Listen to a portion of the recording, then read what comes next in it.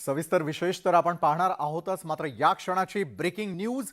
फडणवीसांनी राज्यपालांची भेट घेतलेली आहे। राज्यपाल भेटीनंतर शिंदे फडणवीसांची देखील भेट होती आहे। फडणवीसांसोबत चर्चेनंतर शिंदे मात्र आता दिल्लीला जाणार आहेत आणि लवकरच मंत्रिमंडळ विस्ताराची शक्यता या निमित्तानं वर्तवली जाते। दिल्ली दौऱ्यानंतर मंत्रिमंडळ विस्तार होणार का, याचं देखील उत्तर लवकरच स्पष्ट होईल। या क्षणाची सर्वात मोठी बातमी आपण पाहतोय, राज्यातील राजकीय घडामोडींना आलेला वेग। तुषार रूपनवर आमचे प्रतिनिधी या संदर्भात अधिक माहिती देतात। तुषार, एका बाजूला आरोप प्रत्यारोपांच्या फैरी झडताना दिसतायत, सकाळच्या झालेल्या शपथविधी संदर्भातले आरोप प्रत्यारोप होत असताना दुसरीकडे मात्र राज्यातील राजकीय घडामोडींना देखील वेग आलेला आहे। राज्यपालांची भेट आणि त्यानंतर शिंदे दिल्लीला रवाना होणार आहेत। काय सुरू आहे राज्याच्या राजकारणात? विशाल, आपण जर पाहिलं असेल तर राज्याच्या राजकारणामध्ये आपल्याला मॅरेथॉन घडामोडी घडताना पाहायला मिळतात। खरं, दुपारी 2:49 उपमुख्यमंत्री देवेंद्र फडणवीसांनी राज्यपालांची भेट घेतली। त्यानंतर सह्याद्री अतिथीगृहावरती त्यांनी एका खासगी वृत्तवाहिनीला मुलाखत दिली। त्यानंतर उपमुख्यमंत्री देवेंद्र फडणवीस आणि एकनाथ शिंदे यांची मुंबई विमानतळावरती भेट झाली, ज्या ठिकाणी फक्त व्हीव्हीआयपी चे विमान असतात त्या ठिकाणी भेट झाली। त्यानंतर सोलापूरवरून एकनाथ शिंदे आले मुंबईला आणि ते मुंबईवरून थेट ते दिल्लीला गेले। त्यानंतर स्वतः उपमुख्यमंत्री दिल्लीला गेल्याची आपल्याला खात्रीलायक सूत्रांकडून माहिती मिळते। येणाऱ्या काळात राज्यामध्ये ज्या घडामोडी घडणार आहे त्यामध्ये राज्याचा मंत्रिमंडळ विस्तार होईल याची दाट शक्यता आहे। या मॅरेथॉन घडामोडींवरती तुषार, आपलं देखील लक्ष अशाच प्रकारे असू द्या। धन्यवाद आपण दिलेल्या माहितीसाठी। राज्यामध्ये कालपासून पुन्हा एकदा पहाटेच्या शपथविधीची चर्चा सुरू झालेली आहे। पहाटेच्या शपथविधीला पवारांची साथ होती आणि पवारांनी डबल गेम केल्याचा खळबळजनक आरोप देवेंद्र फडणवीसांनी केला। त्याला आता पवारांनी देखील प्रत्युत्तर दिलंय। गुगली बॉलवर विकेट दिली तर आम्ही का घ्यायची नाही का, असं म्हणत पवारांनी फडणवीसांच्या आरोपांचा चेंडू टोलावला। एकूणच काय तर पहाटेच्या शपथविधीवरून आताही राजकारण रंगलंय, पाहूयात।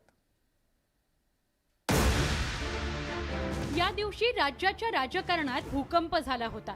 मी अजित अनंतराव पवार गांभीर्यपूर्वक दृढकथन करतो की देवेंद्र फडणवीस आणि अजित पवारांनी पहाटे सरकार स्थापन केलं होतं। खरं तर एकीकडे महाविकास आघाडीकडून सरकार स्थापनेसाठी जुळवाजुळव सुरू होती, पण फडणवीसांच्या या राजकीय खेळीमुळे महाविकास आघाडीला जबर हादरा बसला होता।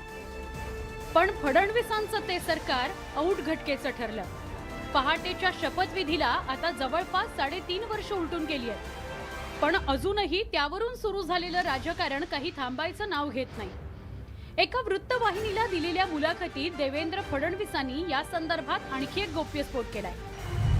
आमची शरद पवारांबरोबर बैठक पार पडली होती। त्या बैठकीत महाराष्ट्रात भाजप राष्ट्रवादी काँग्रेसचं सरकार स्थापन करण्याचा निर्णय घेण्यात आला होता। तसंच सरकार कसं असेल याचा आराखडा तयार करण्यात आला होता। अजित पवार आणि मी त्या सरकारचं नेतृत्व करणार होतो। सगळे अधिकार आम्हाला दिले होते, त्याप्रमाणे आम्ही सगळी तयारी केली। पण शेवटच्या क्षणी शरद पवारांनी त्यातून माघार घेतली, रणनीती आखली आणि आमची दिशाभूल करून निघून गेले। त्यांनी आमच्याबरोबर डबल गेम केला, पण पाठीत खंजीर खुपसण्याचं काम उद्धव ठाकरेंनी केलं, असा दावा देवेंद्र फडणवीसांनी केलाय। हे तथ्य आहे। खरं तर माननीय शरद पवारांनी मंत्री, जिल्हे पालकमंत्री वाटप सुद्धा केलं होतं आणि अचानकपणे वन फाईन मॉर्निंग ते म्हणाले आम्ही काँग्रेस सोबत जातोय। फडणवीसांच्या या गौप्यस्फोटामुळे आता राजकारण सुरू झालंय। राष्ट्रवादी काँग्रेसनं त्यावर पलटवार केलाय। या संबंधीचं धोरण मी बदललं 2 दिवसांनी, आणि ते 2 दिवसांनी मी धोरण जर बदललं तर त्याच्यानंतरच्या 2 दिवसांनी त्यांनी शपथ घ्यायचं काय कारण होतं, आणि ती शपथ घ्यायची होती ती अशी चोरून काय घेतली पाहते। मला असं वाटतं की मी जी गुगली टाकली त्यामुळे त्यांचं सत्य बाहेर आलंय, पण ते अर्धच आलंय। अजून उरलेलं सत्य मी बाहेर काढीन। एवढंच आहे की त्यांच्या गुगलीमुळे मी बोल्ड व्हायच्या ऐवजी त्यांचे पुत्र अजित पवारच बोल्ड झाले। त्या मुलाखतीत फडणवीसांनी पवारांसोबतच उद्धव ठाकरेंवरही निशाणा साधला होता। त्याला संजय राऊतांनी प्रत्युत्तर दिलं। त्यात एवढं नवीन काय आहे? काय केलंय पवार साहेबांनी? आमच्याशी बोलत होते आणि मग बघा तुम्ही प्रयोग केला, तुमचा प्रयोग फसला. ही एका ओळीची गोष्ट. 2019 मध्ये सरकार स्थापनेसंदर्भात राष्ट्रवादी काँग्रेसची भाजपशी बोलणी सुरू होती असा उल्लेख पवारांनी लोक माझे सांगाती या आत्मचरित्रात केलाय. मात्र अजित पवार आजही मौन बाळगून आहेत. तो शपथविधी कुणाच्या सांगण्यावरून झाला होता, त्याची रणनीती कुणी आखली होती, याविषयी आजही राज्याच्या जनतेत संभ्रम कायम आहे. पण आता फडणवीसांच्या या गौप्यस्फोटामुळे पुन्हा एकदा पहाटेचा शपथविधी चर्चेत आलाय. Bureau report, news 18 Lokmat. राष्ट्रात मोदी आणि महाराष्ट्रामध्ये शिंदे या जाहिरातीवरून 2 आठवड्यांआधी भाजप आणि शिवसेनेमध्ये चांगलंच झुंपल्याचं पाहायला मिळालं होतं आणि ही जाहिरातबाजी चूक असल्याची कबुली मुख्यमंत्र्यांनी दिल्याची माहिती उपमुख्यमंत्री देवेंद्र फडणवीसांनी दिली आहे. त्यानंतर आता पुन्हा एकदा जाहिरातबाजीवरून महाराष्ट्राच्या राजकारणात गरमागरम चर्चा सुरू झाल्याचं पाहायला मिळतंय. शिवसेनेची ती जाहिरातबाजी चूक. मुख्यमंत्री शिंदेंनी चूक मान्य केली. देवेंद्र फडणवीसांची मुलाखतीत माहिती. जाहिरातबाजीवरून पुन्हा चर्चेला ऊत.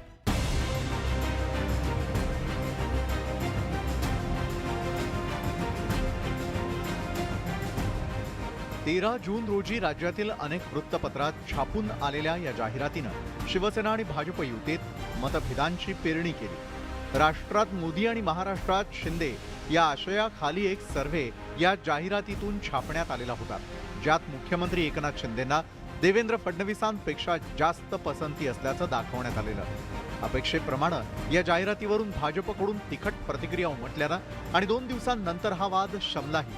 पण आता या प्रकरणात देवेंद्र फडणवीसांनी नवी माहिती दिली आहे. एका खासगी वाहिनीला दिलेल्या मुलाखतीत ही जाहिरात चूक असल्याचं शिंदेंनी मान्य केल्याचं फडणवीसांनी स्पष्ट केलंय. शिंदे फडणवीसांमध्ये वाद आहेत का? मोदी देशासाठी, शिंदे महाराष्ट्रासाठी जाहिरात त्यासाठीच दिली गेली का? ही जाहिरात आली त्याबद्दल तुम्हाला माहिती नव्हतं, हाच विसंवादाचा पुरावा आहे का? यातून चुकीचा मेसेज गेला असा प्रश्न फडणवीसांना विचारला गेला, ज्याचं उत्तर देताना फडणवीसांनी आमच्यात कोणतेही वाद नाहीत, जाहिरात चुकीची गेली आहे हे स्वतः मुख्यमंत्र्यांनी मान्य केलं. मी नेहमीच त्यांचा आदर करतो आणि ते सुद्धा मी उपमुख्यमंत्री आहे हे मला जाणवू देत नाहीत. आम्ही दोघांनी आमच्या मर्यादा पाळल्यात. पक्षांमध्ये काही कमी डोक्याची लोक असतात, मात्र अशा लोकांमुळे सरकार पडेल असं कुणाला विरोधी पक्षांना वाटत असेल तर ते चुकीचं आहे. आम्ही एका मोठ्या ध्येयानं, खूप विचारांती हे सरकार बनवलंय. हे सरकार काही खुर्च्या उभवण्यासाठी नाही असं फडणवीस म्हणाले.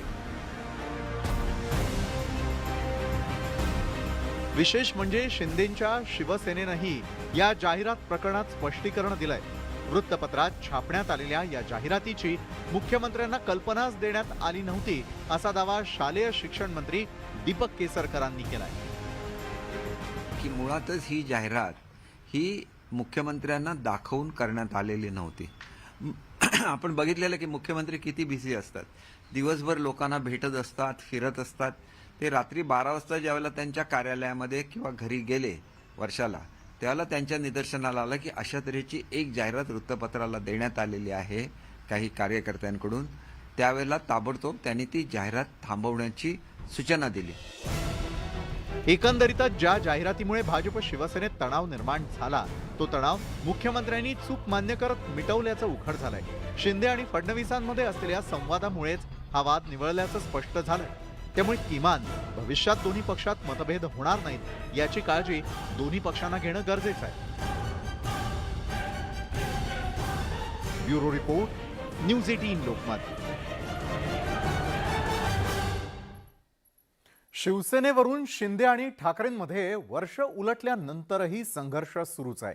पण याच संघर्षानंतर आता शिंदेंच्या शिवसेनेचे प्रवक्ते दीपक केसरकरांना ठाकरेंच्या शिवसेनेच्या फुटीचं दुःख वाटत असल्याचं समोर आलंय.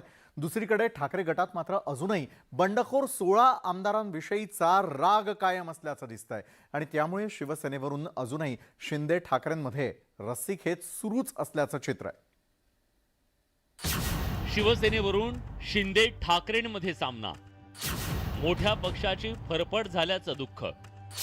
शिवसेना फुटीवर केसरकरांची मन की बात.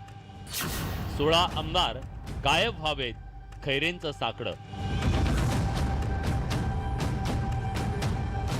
शिवसेना पक्षात फूट पडून आता 1 वर्ष उलटलं. एकनाथ शिंदेंसह 40 आमदारांनी उठाव केला आणि ठाकरेंची शिवसेना दुभंगली. त्यानंतर निवडणूक आयोग सर्वोच्च न्यायालयाच्या निर्णयानं ठाकरेंच्या शिवसेनेला शिंदेंच्या स्वाधीन केलं.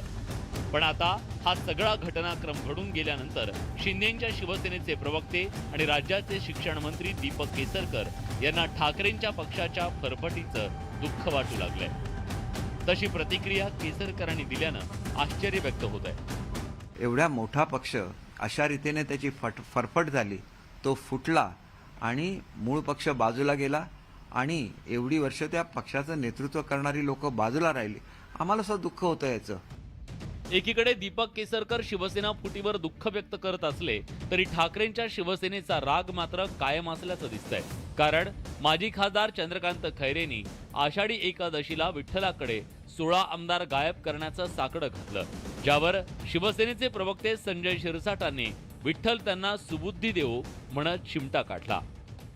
विठ्ठला मी हे मागितलं की महाराष्ट्रामध्ये सुजलाम सुफलाम होऊ दे, उद्धव साहेबांच्या नेतृत्वाखाली शिवसेना उद्धव बाळासाहेब ठाकरे यांचं सरकार येऊ दे.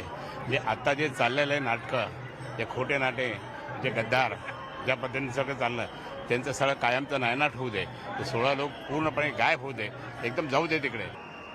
चंद्रकांत खैरेला आता वयानुसार त्याच्यावर झालेला तो परिणाम. आज सर्वांनी विठ्ठलाच्या दारी सर्वसामान्य माणसासाठी आशीर्वाद मागायचा असतो, त्यांचं भलं होऊ दे असं म्हणायचं असतं. हा गायब होऊन दे म्हणतो. विठ्ठल हे काही नव्हते, जादूगर नव्हते. आणि मग खैरे साहेब वयामानानुसार त्यांनी केलेलं आहे, परंतु विठ्ठलाचं दर्शन घेतल्यानंतर त्याला निश्चित सुबुद्धी देईल अशी अपेक्षा मला आहे. खरं तर दीपक केसरकरांच्या दुःख व्यक्त करण्याला आता तसा काहीच अर्थ नाहीये. शिवसेनेतली फूट, यानंतर घडलेल्या घटना पाहता केसरकरांचा आत्मक्लेश केवळ मन की बातच म्हणावा लागेल. त्यामुळे ठाकरेंच्या शिवसेनेनंही केसरकरांच्या आत्मक्लेशाकडे दुर्लक्ष केल्याचं दिसतंय. शिंदे आणि ठाकरेंमध्ये शिवसेनेवरून सुरू असलेल्या संघर्षात पुढे काय घडतं हे पाहणं महत्त्वाचं आहे. Bureau report, news 18 Lokmat. मुख्यमंत्री एकनाथ शिंदेंनी पंढरपुरामध्ये नवा पायंडा पाडलेला आहे. शासकीय महापूजा सुरू असतानाही भाविकांना दर्शन घेता आलं आणि त्यामुळे भाविकांची कोणतीही गैरसोय झाली नाही आणि यामुळे भाविकांनी मुख्यमंत्र्यांच्या निर्णयाचं स्वागत केलंय.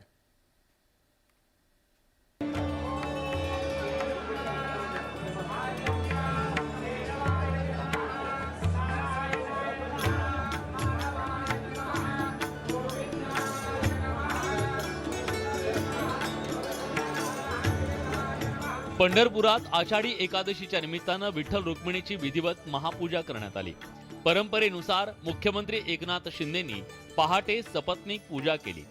आधी विठ्ठलाच्या मूर्तीला चंदनाचा लेप लावून अभिषेक घालण्यात आला. विठ्ठलाच्या महापूजेनंतर मुख्यमंत्री एकनाथ शिंदे, मानाचे वारकरी भाऊसाहेब काळे आणि मंगलाताई काळे यांच्यासह रुक्मिणी मातेच्या दर्शनाला गेले. विठ्ठलाची शासकीय महापूजा तासापेक्षा जास्त वेळ सुरू राहते. त्यावेळी भाविकांना विठ्ठलाचं दर्शन घेता येत नाही. परिणामी दर्शनासाठी आलेले भाविक ताटकळत असतात. मात्र मुख्यमंत्री एकनाथ शिंदेंनी यावेळी ऐतिहासिक पायंडा घातला. महापूजा सुरू असतानाही भाविकांचं दर्शन थांबवण्यात आलं नाही. बळीराजावरची सगळी संकट अरिष्ट दूर होऊ दे, चांगला पाऊस पडू दे आणि हे राज्य सुजलाम सुफलाम होऊ दे, याच्यापेक्षा दुसरं काय. आणि म्हणून खरं म्हणजे शेतकरी, कष्टकरी, कामगार, वारकरी, धारकरी सगळेच लोक आहे. सर्व समाज घटक, महिला भगिनी असतील, आपले तरुणाई असेल, विद्यार्थी असतील, प्रत्येक समाजातला घटक या राज्यामध्ये सुखी समाधानी झाला पाहिजे. मुख्यमंत्री एकनाथ शिंदेंनी पाडलेल्या पायंड्याचं वारकरी आणि भाविकांनी स्वागत केलं. शासकीय महापूजा सुरू असताना दर्शन थांबवल्यानं रांगेत गर्दी व्हायची. मात्र एकनाथ शिंदेंच्या निर्णयामुळे हा त्रास संपुष्टात आल्याची प्रतिक्रिया व्यक्त केली जाते. जे महापूजेचा मान मुख्यमंत्र्यांना होता आणि त्यावेळी मुखदर्शनाची लाईन ही सारखी बंद न करता चालू ठेवली, याबद्दल मी या मंदिरच्या म्हणजे पंढरपूर देवस्थान ट्रस्टीचे खरोखरच आभार मानतो. वारकऱ्यांना त्रास न व्हावा या दृष्टीने त्यांनी आपली लाईन बंद न करता मुखदर्शनाची लाईन चालू ठेवली. अतिशय त्यांनी उत्तम असा निर्णय घेतला. आमच्या वारकऱ्यांच्या वतीनं त्यांचे आम्ही आभार व्यक्त करतो. राज्याचा कारभार करताना मुख्यमंत्री एकनाथ शिंदे धडाकेबाज निर्णय घेत आहेत. त्याचंच प्रतिबिंब पंढरपुरात मुख्यमंत्र्यांनी पाडलेल्या पायंड्यात पाहायला मिळालं. मुख्यमंत्र्यांचा हा पायंडा वारकरी आणि भाविकांच्या कायमच स्मरणात राहील हे नक्की. Bureau report, news 18 Lokmat. तर आज संपूर्ण दिवसभरामध्ये आणखी काय काय घडलंय महत्त्वाचं आणि विशेष जाणून घेणार आहोत एका छोट्याशा ब्रेक नंतर.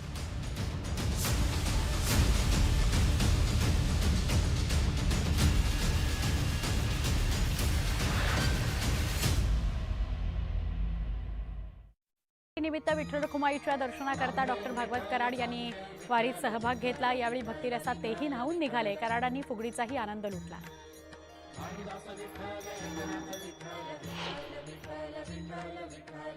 पुणे शहरामधील सिंहगड रोड परिसरातील विठ्ठल मंदिर भाविकांनी गजबजून गेलं. आषाढी एकादशी निमित्त मंदिराला आकर्षक फुलांची सजावट करण्यात आली होती. मंदिरामध्ये भाविकांची रीघ लागलेली बघायला मिळते. आषाढी एकादशी निमित्त कल्याणच्या शहाड शहरातील बिर्ला मंदिरामध्ये विधिवत पूजा करण्यात आली. यावेळी ठाण्याचे जिल्हाधिकारी अशोक शिनगारे यांनी सपत्नीक विठ्ठल रखुमाईचं दर्शन घेतलं.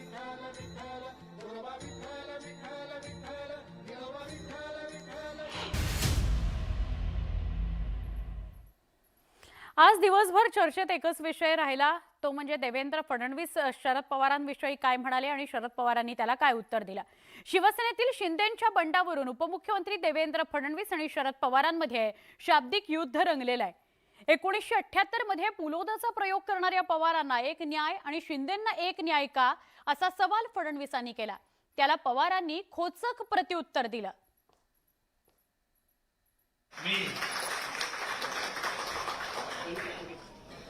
एकनाथ संभाजी शिंदे ईश्वर साक्ष शपथ घेतो की गेल्या वर्षी 30 जूनला राज्यात सत्तांतर झालं. एकनाथ शिंदेंनी भाजपच्या साथीनं राज्यात सरकार स्थापन केलं. शिंदेंच्या शिवसेनेतील बंडावरून सुरू झालेल्या राजकारणाला चांगलीच धारही आली आहे. उपमुख्यमंत्री फडणवीसांनी या वादात उडी घेत शरद पवारांवर निशाणा साधला होता. तसंच पवारांना पुलोद सरकारची आठवण करून दिली होती. पवारांना वेगळा न्याय आणि एकनाथ शिंदेंना वेगळा न्याय असा का, असा सवालही फडणवीसांनी विचारला होता. हे विसरले 1978 साली माननीय सन्माननीय शरद पवार साहेब हे वसंतदादा पाटलांच्या मंत्रिमंडळातले मंत्री 40 आमदार घेऊन बाहेर पडले आणि तेव्हाच्या भारतीय जनता पक्षासोबत सरकार तयार केलं आणि 2 वर्ष सरकार चाललं. इंदिराजींनी बरखास्त केलं नसतं तर 5 वर्ष चाललं असतं. म्हणजे तेव्हा केलं तर मुत्सद्देगिरी, पवार साहेबांनी केलं तर मुत्सद्देगिरी आणि शिंदेजींनी केलं तर बेईमानी. असं कसं चालेल? असं कसं चालेल?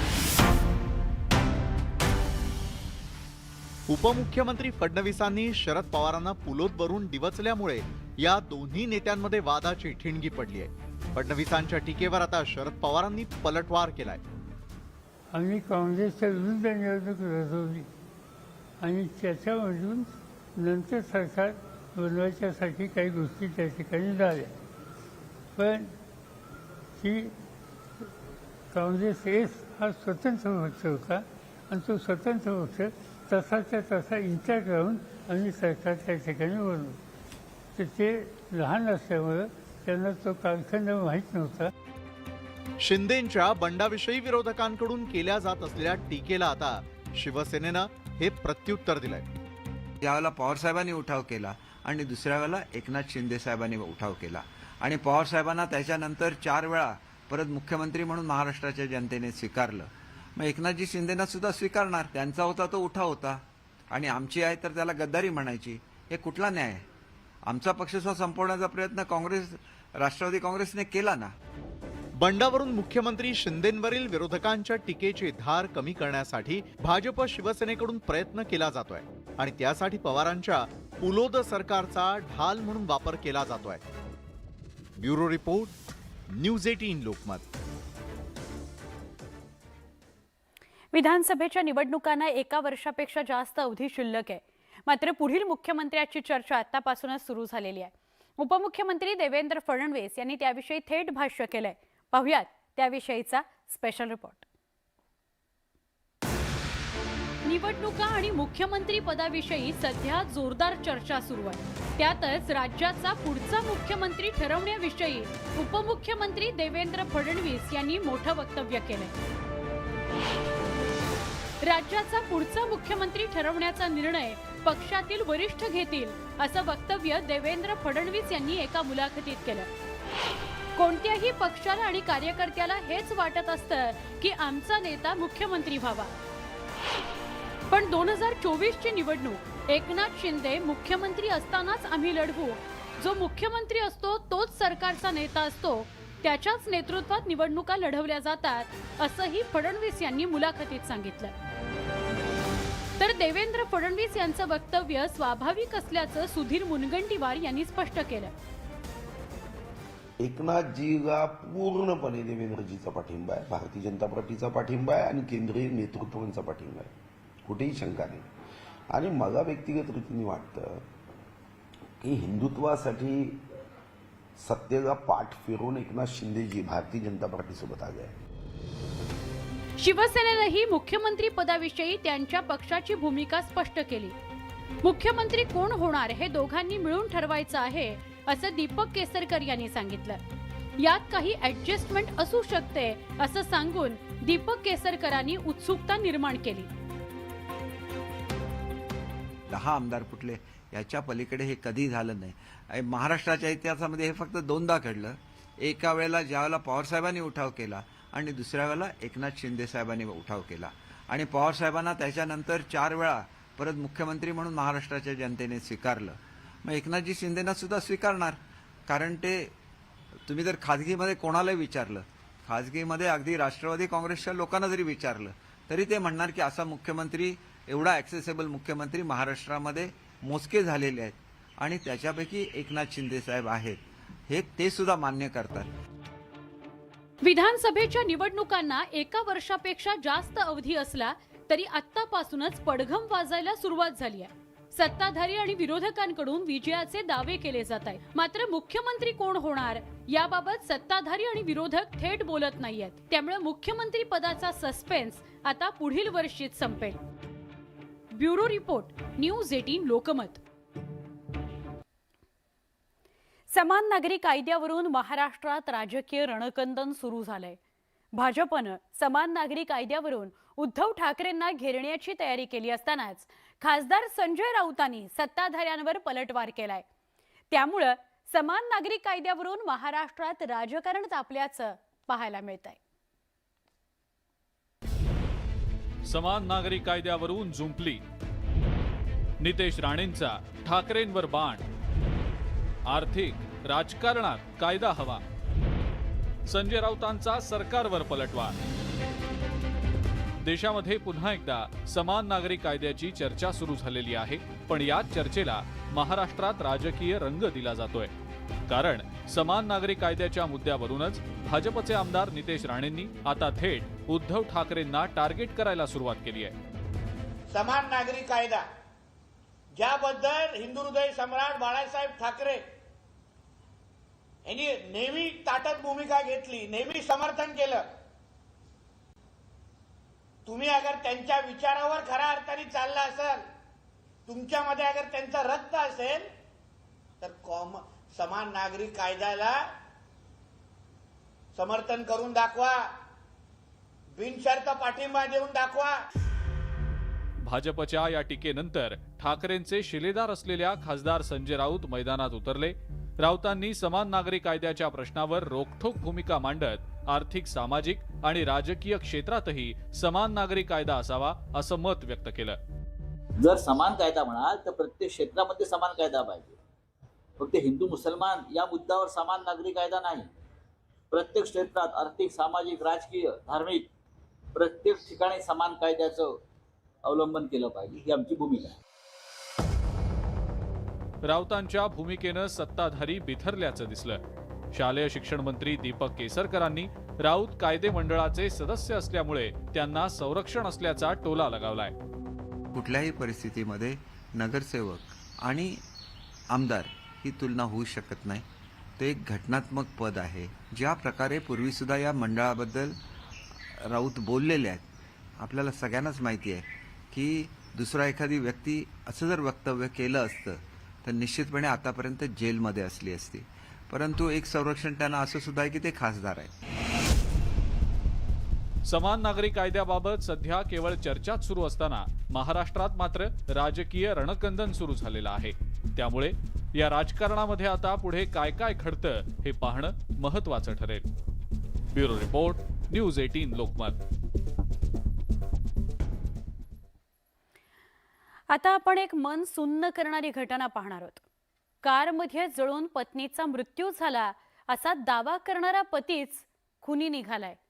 जालना जिल्ह्यातल्या मंठामध्ये पतीनंच घातपात केल्याचं पोलीस तपासात समोर आलंय. नेमकं काय घडलं तुम्हीच बघा. पेटलेल्या या कारमधील दडलेलं सत्य अखेर अंधाराला छेदून उजेडात आलंय. पत्नीला मूल होत नसल्यानं पती अमोल सोळंके यानं पत्नी सविताला कारमध्ये जिवंत जाळून पुरावा नष्ट करण्याचा प्रयत्न केला. कारला टेम्पोनं धडक दिल्याचा दावा अमोलनं केला होता. मात्र धडकेनंतर कार डॅमेज का झाली नाही, कार जळत असताना पतीनं काचा फोडून पत्नीला का वाचवलं नाही, असे अनेक प्रश्न पोलिसांसमोर उपस्थित झाले होते. प्रश्नांची उत्तरं शोधतानाच अमोलचा बनाव उघड झाला आणि त्यानं पत्नीला जिवंत जाळल्याची कबुली दिली. सदर तक्रारीच्या चौकशी दरम्यान मयत सविता सोळंके हिचे नातेवाईकांनी पोस्टेला बळीराम जाधव, जे नातेवाईक आहेत बळीराम जाधव यांनी पोस्टेल तक्रार दिली की सदरच्या महिलेचा खून करून तिला कारमध्ये जाळण्यात आलंय तिच्या पतीकडून. सविता आणि अमोलच्या लग्नाला 13 वर्ष झाली होती. मात्र सविताला मूलबाळ होत नव्हतं आणि त्यामुळे अमोल सविताला मारहाण करत होता आणि घटस्फोटाची मागणी करत होता. मात्र सविता घटस्फोटाला नकार देत असल्यानं अमोलनं माणुसकीला काळीमा फासला. स्टेशनला गुन्हा दाखल करण्यात आला असून या गुन्ह्यामध्ये महिलेचे पती यांना अटक करण्यात आली आहे आणि पुढील तपास चालू आहे.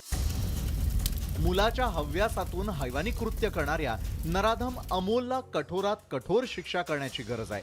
तरच अशा प्रवृत्तींना पायबंद बसेल. रवी जयस्वाल, न्यूज 18 लोकमत, जालना.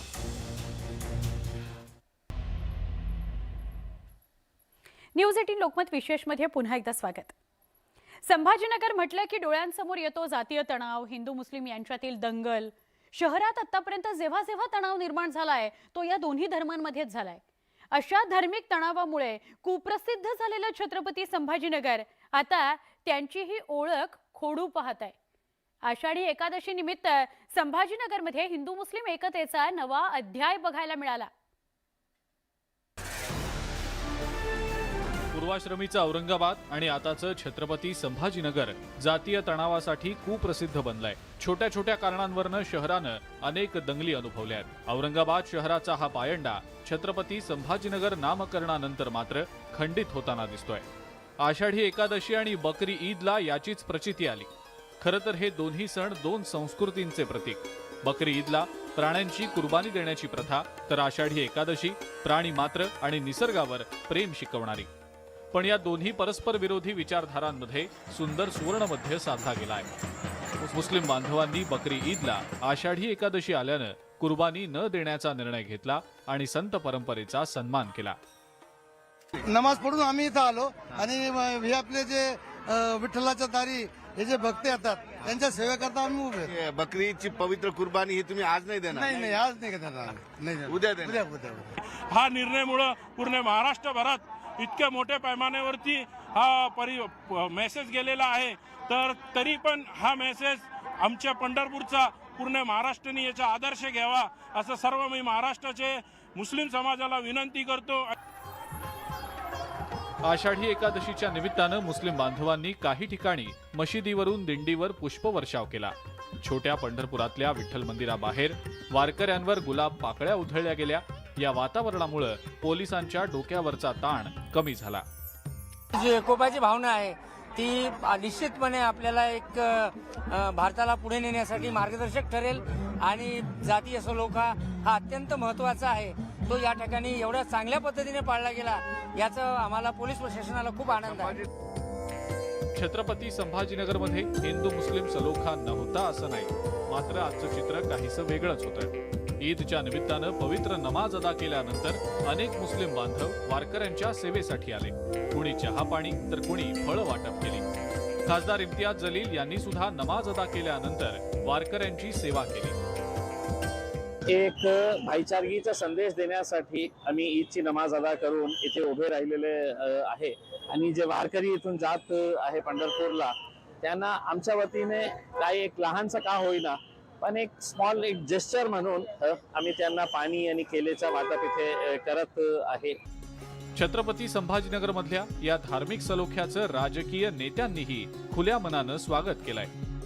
जातीयवादी देड नेमण्यात करण्यात काही अर्थ नाही आणि म्हणूनच आज त्या पद्धतीने मुस्लिम बांधव आणि सगळे हिंदू बांधव एकत्र मिळून आपला दोघांचाही जो सण आहे तो साजरा करतात. जर पाहत असाल तर इतर जे मुस्लिम बांधव आहेत त्यांनी माझं सगळ्यांनी स्वागत केलंय. मी त्यांच्या स्वागताचा स्वीकार केला आणि त्यांनी सर्वांनी एक आपुलकीची भावना कोणतेही जातपात न मानता आपण हे दोन्ही सण एक आनंदाने साजरा करावं यामागची त्यांची भूमिका आहे आणि आम्ही त्यांचं स्वागतच केलं. काय दिंडीवर सगळे मुस्लिम बांधव या ठिकाणी पुष्पवृष्टी करतायत आणि त्यांनी बकरी ईद आजच्या ऐवजी उद्या करण्याचा निर्णय घेतला. मला असं वाटतं स्वागतार्ह पाऊल आहे मुस्लिम बांधवांचं आणि मला वाटतं हे असंच जर होत राहिलं तर बऱ्याच जणांचे दुकान बंद होतील.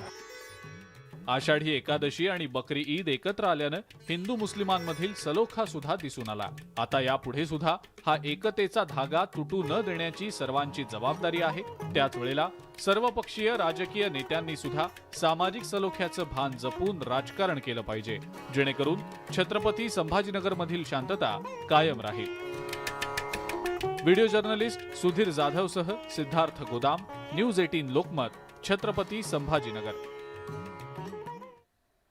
हेच चित्र छत्रपती संभाजीनगर पुरतं मर्यादित राहू नये तर महाराष्ट्रभर असंच चित्र दिसावं. समता आणि बंधुतेच्या दिशेने एक एक पाऊल रोज आपण सगळ्यांनी मिळून पुढे टाकावं अशी अपेक्षा आज न्यूज 18 लोकमतमध्ये आहे. इथेच थांबतोय, या विशेष कार्यक्रमात इथेच थांबतोय. पहा फक्त न्यूज 18 लोकमत.